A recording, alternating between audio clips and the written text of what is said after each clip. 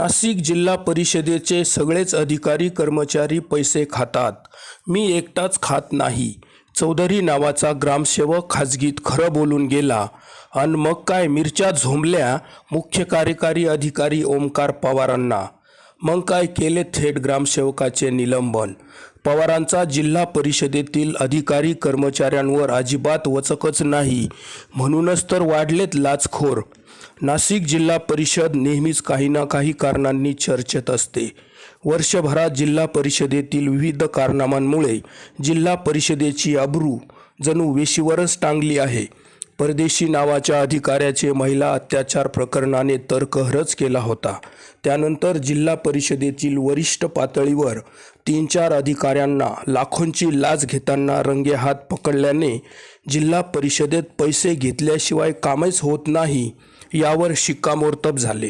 थोडक्यात काय तर ज्या अधिकाऱ्याला हरामाचे पैसे गिळायची संधी मिळते तो अधिकारी ती संधी अजिबात सोडत नाही. पकडला तो चोर आणि न पकडलेला साव बनून कार्यकाळ पूर्ण होईपर्यंत हरामाची टक्केवारी घेऊन स्वतःचे उखळ पांढरे करीत असतो. ही जिल्हा परिषदेतील सत्यस्थिती आहे.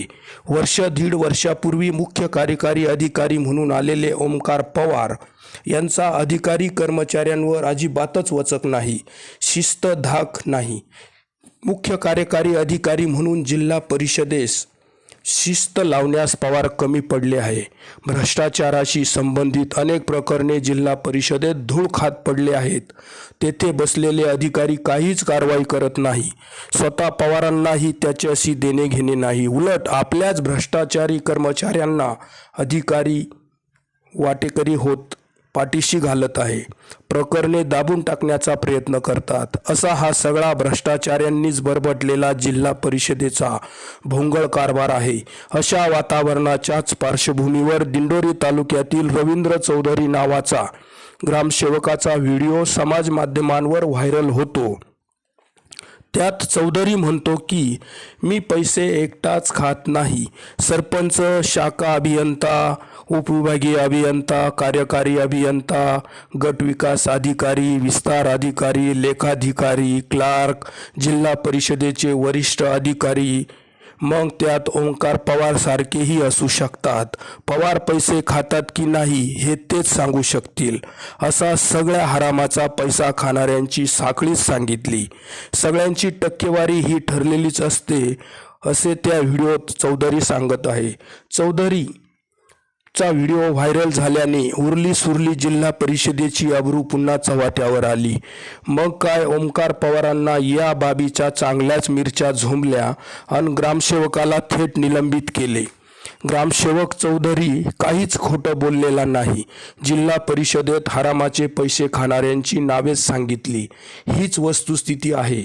ग्रामपंचायत, पंचायत समिती, जिल्हा परिषदेचे बांधकाम विभाग, जलजीवन मिशन, पाणी पुरवठा विभाग, समाज कल्याण विभाग, अर्थ विभाग, कृषी विभाग अशा सगळ्याच विभागांत राजरोसपणे हरामाची टक्केवारी घेतली जाते. फक्त ती टक्केवारी घेताना कोणी अधिकारी पकडला की तोच चोर आणि बाकीचे सगळे साव बनून हरामाचा पैसा गिळत असतात. ही सत्यस्थिती आहे. खरं बोलणाऱ्या ग्रामसेवकाला फक्त निलंबित करून काहीच होणार नाही. पवारांनी जिल्हा परिषदेतील कर्मचाऱ्यांवर, पैसे खाणाऱ्यांवर वचक निर्माण होईल, प्रशासनाला शिस्त लागेल अशी ठोस भूमिका घेणे गरजेचे आहे. परंतु तशी भूमिका घेताना पवार दिसत नाही. बहुतेक आपले काय जाते त्या 2-3 वर्षाचा कार्यकाळ पूर्ण करून घ्यायचा, झाली बदली की चालले दुसरीकडे अशी ही पवारांची मानसिकता असू शकते. त्यामुळेच पवार प्रशासनावर वचक बसविण्यात अपयशी ठरत आहे.